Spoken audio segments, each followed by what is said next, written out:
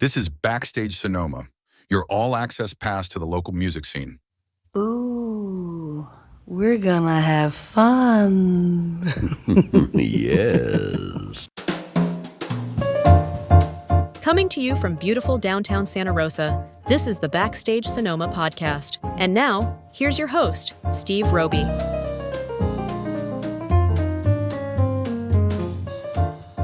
This is the Backstage Sonoma show, and I'm Steve Roby. Natalie Haas is one of the most sought-after cellists playing traditional music today. She will be joined by her sister Brittany and Lena Johnson for an exciting evening of music at the Sweetwater Music Hall in Mill Valley on Sunday, September 1st. In a moment, Natalie will join me to discuss this show, her new album Haas, and much more. But first, let's hear a sample of her music. Here's Free Space.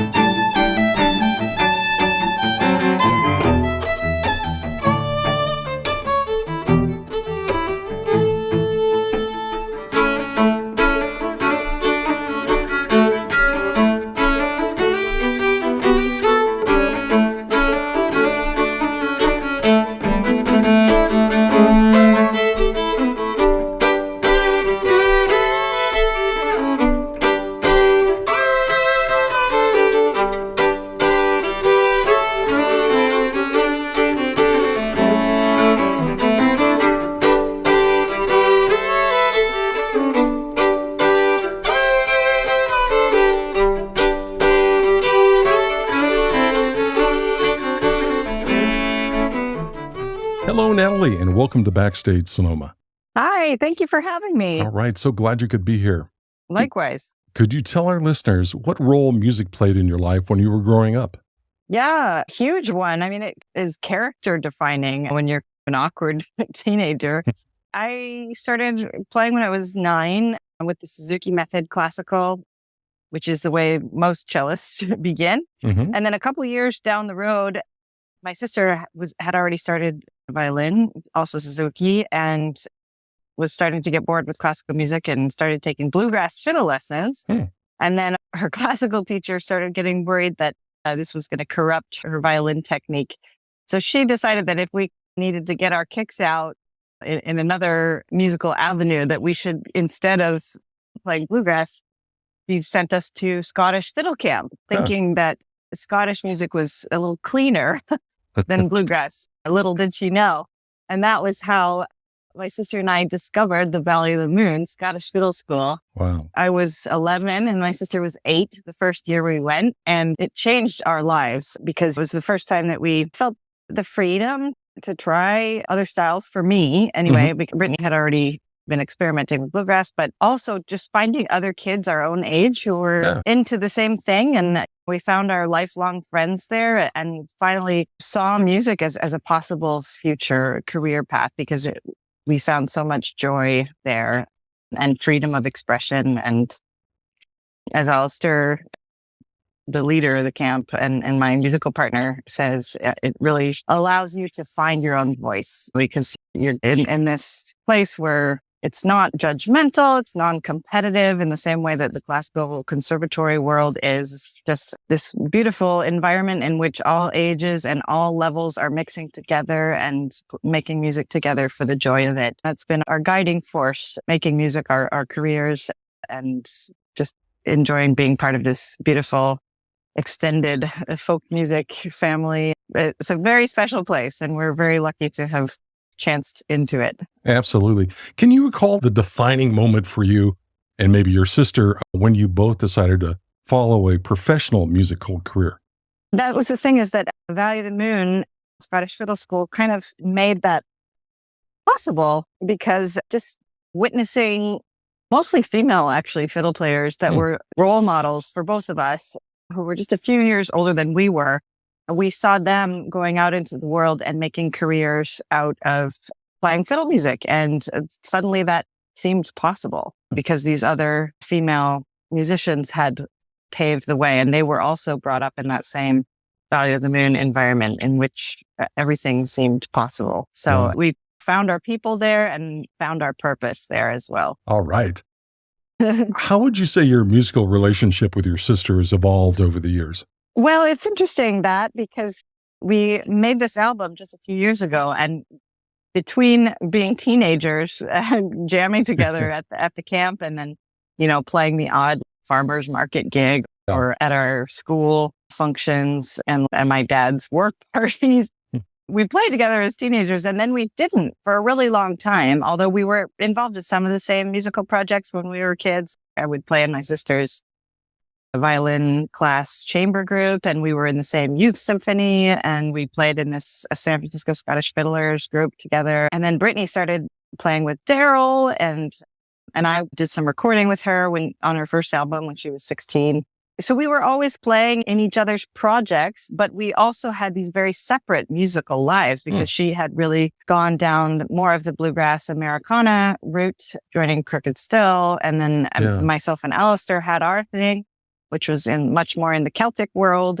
So we led these kind of parallel musical paths for a long time until we got hired to play at a festival in Ireland shortly before the pandemic by a guy who knew both of our work individually and said, "Hey, why don't you guys come and do a sister gig at this festival?" That was the catalyst for us starting to get music together. And at first we were like, "Oh, let's dip into our old fiddle camp repertoire, the stuff that we share from our youth." So even though Brittany is a first class fiddler in bluegrass and American music, she still has all of that Celtic music within her because we grew up in that same environment. So we ended up arranging a lot of those tunes for that first gig. And then once that happened, other festivals started calling us.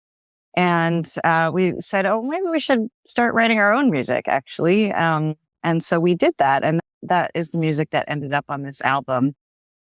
And so it feels very different now playing together as adults than it did as teenagers. Obviously, this is now a professional setting, but we're really enjoying writing our own music and kind of drawing from all of the styles that we share.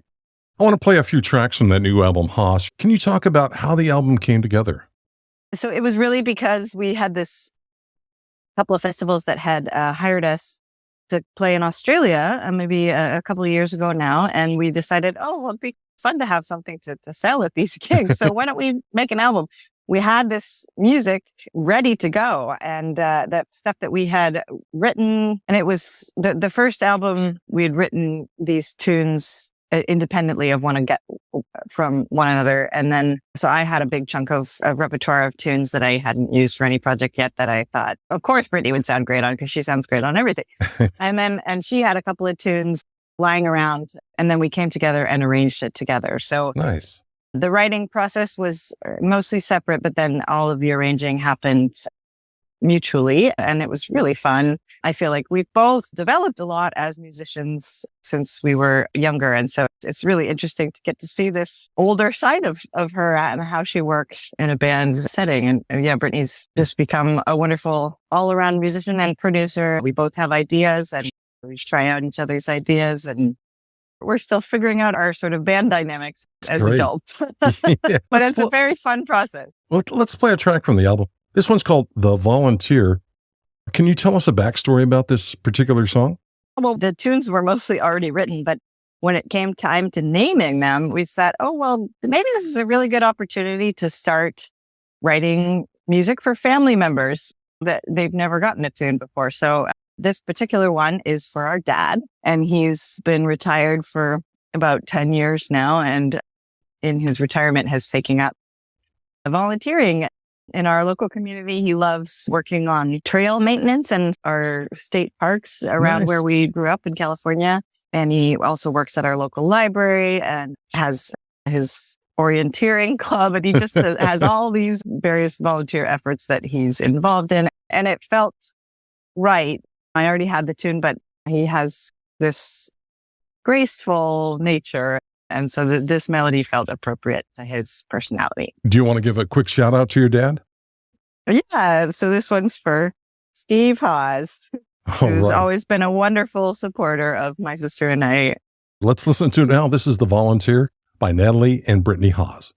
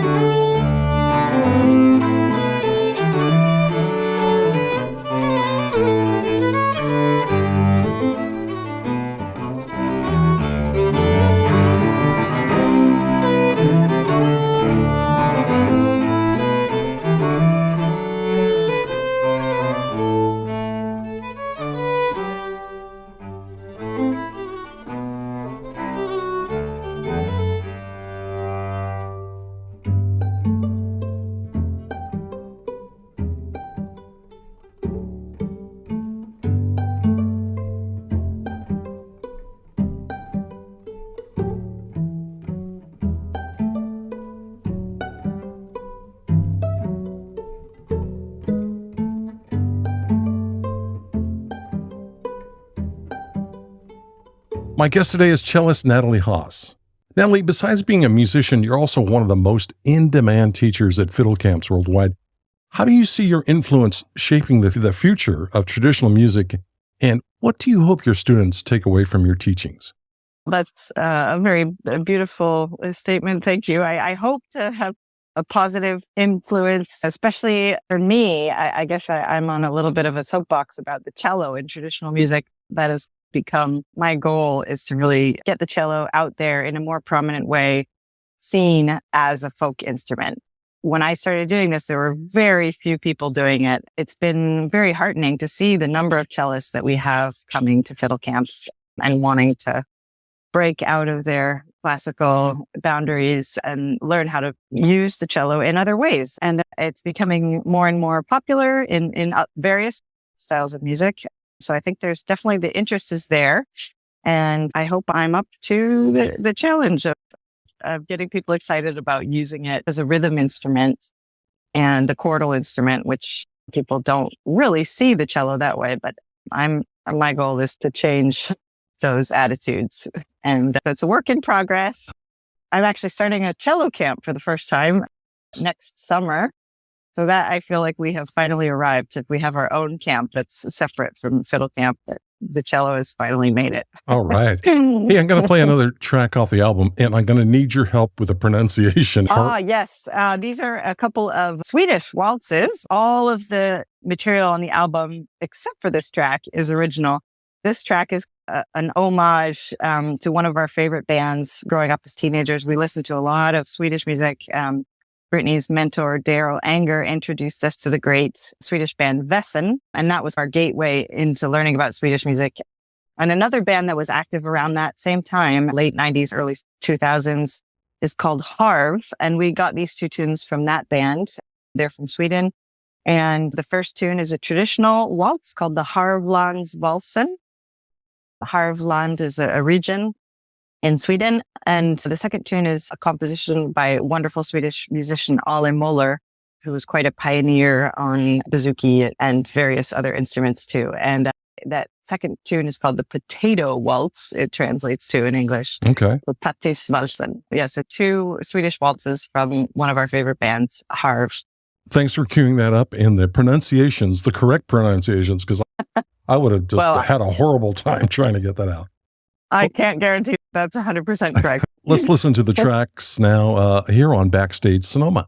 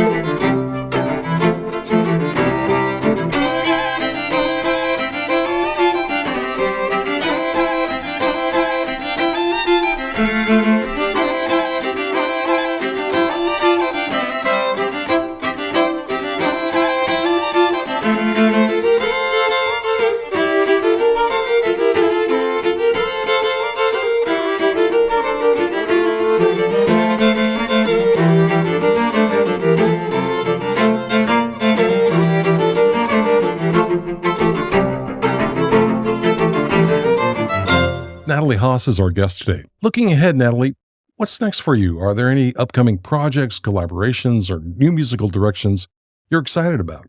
Absolutely. That's what keeps the creative juices Yeah. flowing.